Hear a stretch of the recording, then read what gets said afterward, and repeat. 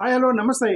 Kerala BJP president, Telangana BJP president, ఇలా రకరకాల రాష్ట్రాల్లో ఉన్నటువంటి బీజేపీ ప్రెసిడెంట్లు సుప్రీంకోర్టులో వచ్చిన జడ్జిమెంట్ గురించి ప్రస్తావించారు. దాని గురించి చూద్దాం ఇప్పుడు. ఓకే, ఎవరో ఒక పాస్టర్ గారు తెలియక ఆయన ఒక ఒక చిన్న కోర్టులో కేసు వేస్తే దాన్ని అస్సలు ఎంత ఏది కేరళలో బీజేపీ అధ్యక్షుడు రెస్పాండ్ అయ్యేటువంటి ఇష్యూ అది. First of all Telugu media తగిలింది, దాన్ని ఎందుకు తగిలిందో తెలియదు. తెలుగు మీడియా కావాలని తగిలింది దాన్ని. ఓకే, వీళ్ళందరూ క్రిస్టియన్స్ని గబ్బు చేయాలని అనుకున్నారు. ఒక కేసు జడ్జిమెంట్ వచ్చిందంటే దీన్ని రచ్చ చేద్దామని అనుకున్నారు, రచ్చ చేశారు. అది నేషనల్ మీడియాలోకి రచ్చ చేయించారు.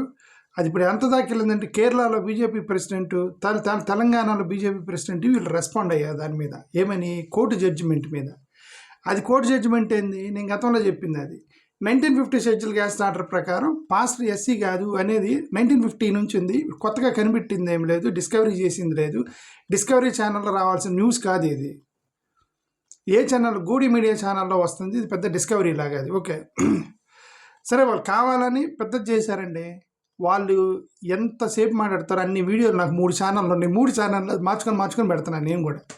ఎందుకంటే వాళ్ళు అదే పనికి మాట్లాడుతున్నారు దాని మీద. ఇప్పుడు రాజీవ్ చంద్రశేఖర్ గారు ప్రెసిడెంట్ కేరళ బీజేపీ, ఆయన ఏం మాట్లాడిందంటే ఈ వర్డిక్ట్ అంటే ఈ తీర్పు అనేది రీజనబుల్, కామన్ సెన్సికల్ అని ఒక మాట అన్నాడు. కామన్ సెన్సికల్ అంటే కామన్ సెన్స్తో కూడినటువంటి తీర్పు అన్నాడు. ఎవరు?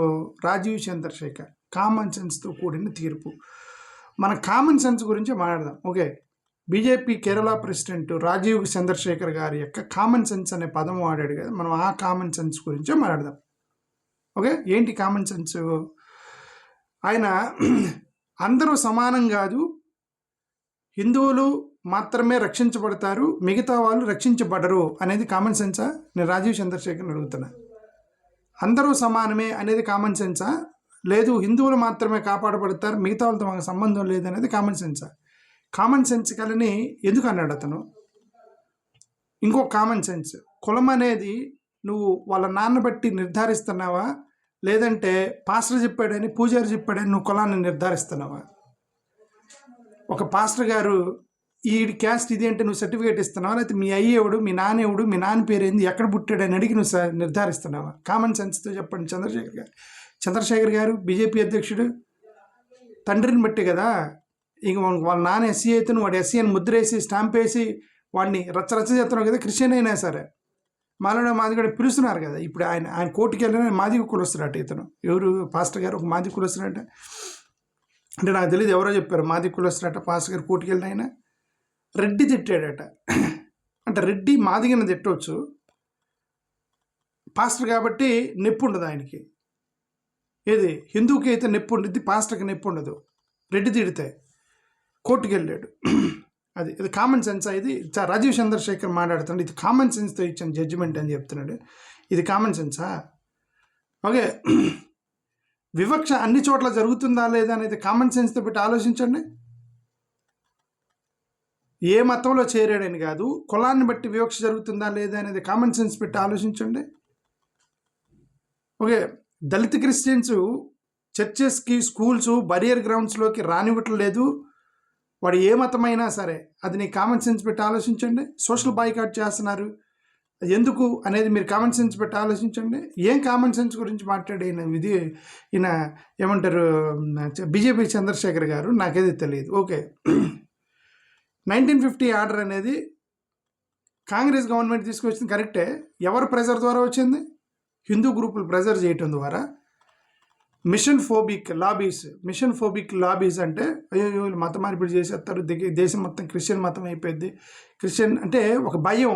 మిషనరీస్ అని ఫోబిక్ అంటారు దాన్ని, మిషన్ ఫోబిక్ అంటారు వాళ్ళని. ఓకే, ఆ భయపడి చేసినటువంటి చట్టాలు కానీ ఇవి న్యాయబద్ధంగా కామన్ సెన్స్తో చేసిన చట్టాలు కాదు కదా ఇవి.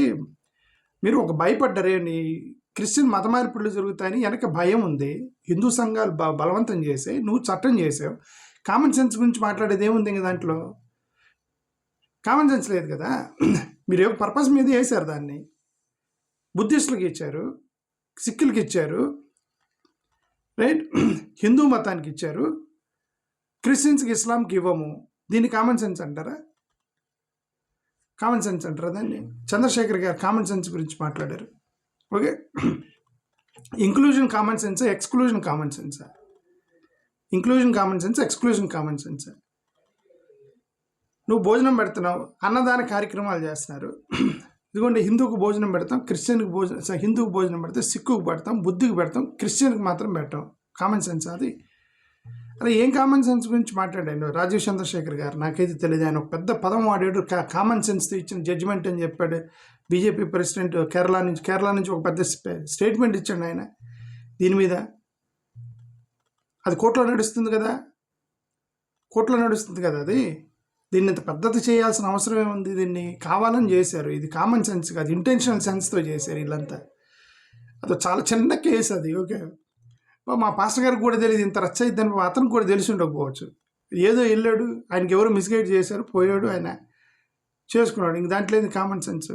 ఇంకొకటి, విదిన్ ద హిందూ ఫ్రేమ్వర్క్లో లోని వివక్ష ఉంది అంటున్నాడు. ఇదొకటి, విదిన్ ద హిందూ ఫ్రేమ్వర్క్లోనే వివక్ష ఉంది, బయట లేదు అని. మరి విదిన్ ద హిందూ ఫ్రేమ్వర్క్లో వివక్ష ఉంటే మీరే వివక్ష చూపించుకోండి, పక్కన మీద ఎందుకు?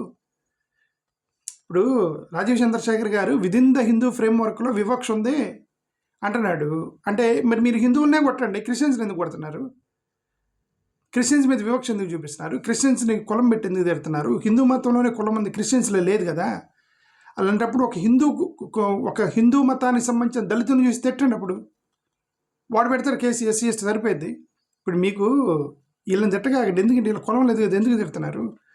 విదిన్ ద ఫ్రేమ్వర్క్లోనే కదా మీకు కులం ఉంది, మరి నన్ను ఎందుకు తిడుతున్నారు? వాడి కులం లేనివాడిని.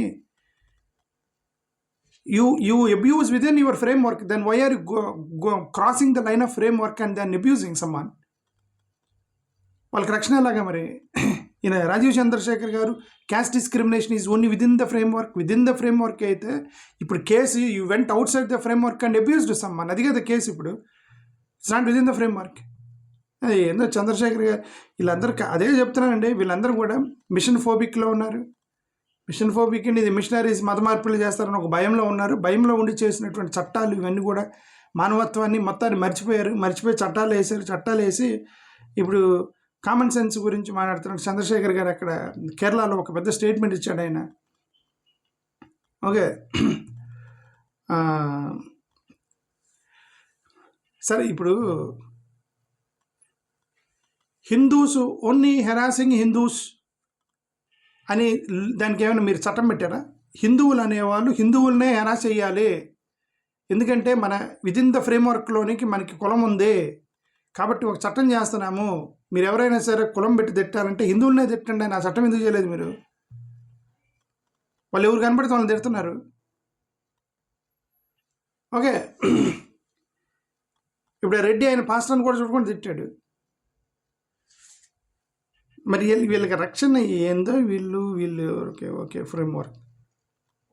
సరే, ఇంకొక ఆయన, ఇది చంద్రశేఖర్ చెప్పింది. ఇంకొక బీజేపీ ప్రెసిడెంట్, ఈయనెవరు? Manish Mishra, BJP MP. President కాదు, మనన్ మిశ్రా, బీజేపీ ఎంపీ.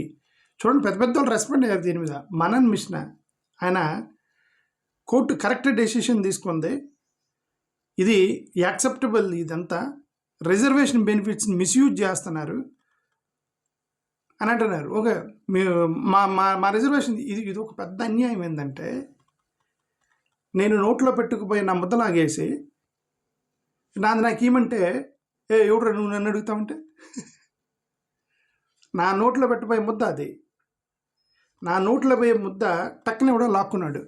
నేను అడుగుతున్నా నాది నాకు ఏమంటే, ఈడోడు రా, నువ్వు వచ్చి నన్ను అడుగుతావు, నన్ను రివర్స్ అంటే నాది కాదు, నువ్వు లాక్కున్నావు. నా నోట్ల ముద్దు కదా లాగేవు నువ్వు. దళితులకి, షెడ్యూల్ క్యాస్ట్ వాళ్ళకి ప్రభుత్వం ఇచ్చినటువంటి ఫండమెంటల్ హక్కు, రైట్ ఏంటంటే వీళ్ళని పైకి తీసుకొచ్చి భోజనం పెట్టి వాళ్ళని చదివించాలనేటువంటి హక్కుతో భారత రాజ్యాంగంలో డాక్టర్ బాబాసాహెబ్ అంబేద్కర్ రాసి ఆర్టికల్ 14, 15, 16, 30 వరకు రాస్తే చిన్న పారాగ్రాఫ్ ఒకటి లాగి వాళ్ళ నోటికాడ ముద్దలు లాగేసి వాడు అడిగితే ఇప్పుడు పరాయోడెవడో డిమాండ్ చేసి వాడు హక్కు అది. అది పీకేసుకున్నావు నువ్వు చెప్పే ఒక కారణం చెప్తున్నావేమని. అదే విదిన్ ద ఫ్రేమ్వర్క్లోనే రిలీజన్ ఉంది అని అంటున్నారు. మరి విదిన్ ద ఫ్రేమ్వర్క్ రిలీజన్ అంటే మరి out side the framework harassment ఎందుకు జరుగుతుంది? ఎందుకు కొడుతున్నారు? ఎందుకు దాడులు చేస్తున్నారు? ఎందుకు బూతులు తిడుతున్నారు? వీళ్ళు N Ramachandra Rao, Telangana BJP president, ఈయనేమన్నాడు? తెలంగాణ బీజేపీ ప్రెసిడెంట్ ఈయనేమన్నాడంటే సుప్రీంకోర్టు రూలింగ్ అనేది బీజేపీ నరేషన్కి బీజేపీ నరేషన్కి ఇచ్చారు. సుప్రీంకోర్టు రూలింగ్ అనేది బీజేపీ నరేషన్కి చాలా సరిపోయే విధంగా ఇచ్చాడని ఆయన చెప్పాడు. అది వాళ్ళ నరేషన్ అలానే ఉంది. Within constitutional definition is correct. Within the constitutional definition ఇది సరే, విదిన్ ద కాన్స్టిట్యూషనల్ కాదు, within the presidential order definition అనండి. It's not a constitutional, it is a forced added patched constitution paragraph. That is 1950 schedule caste order para 3 అనేది ఇది ఒక patch చేసి కుట్టి అతికిచ్చినటువంటి ఒక పారాగ్రాఫ్. అది రాజ్యాంగం కాదు. అది అంబేద్కర్ రాసిన డ్రాఫ్ట్లో లేదు, అంబేద్కర్ చెప్పిన వర్షన్లో లేదు, అంబేద్కర్ మాట్లాడిన వర్షన్లో లేదు, అంబేద్కర్ రాసిన రాజ్యాంగంలో కూడా లేదు. మీరు అతికిచ్చారు. తర్వాత ఎవరో పుస్తకం రాస్తే మధ్యలో ఒక పేపర్ అంటించారనుకోండి, అది మీరు రాజ్యాంగం అని చెప్తున్నా, రాజ్యాంగానికి అతికిచ్చారు కాబట్టి. అది ఇంకొక ఆయన లల్లా బాబు ద్రావిడ్ ఇతను దళిత లీడర్. ఇతను బీజేపీ ఉత్తరప్రదేశ్ ప్రో బీజేపీ దళిత leader. Welcoming the decision, Christianity వల్ల ఎస్సీ బెనిఫిట్, క్రిస్టియన్స్కి మారిన వాళ్ళకి ఎస్సీ బెనిఫిట్స్ ఇవ్వకూడదు. ఎందుకు ఇవ్వకూడదు? ఎందుకు ఇవ్వకూడదు? ఇస్తే మత మార్పిడి చేస్తారని భయం. అది చెప్పండి. భయ్ మీరు మత మార్పిడి చేసేస్తున్నారు, మీకు ఇచ్చేస్తే మీరు బాగా రిజర్వేషన్స్ వాడుకొని గెలికి వెళ్ళి మత మార్పిడి చేస్తారు, మా హిందూ మతం తగ్గిపోయింది అని డైరెక్ట్గా చెప్పొచ్చు కదా.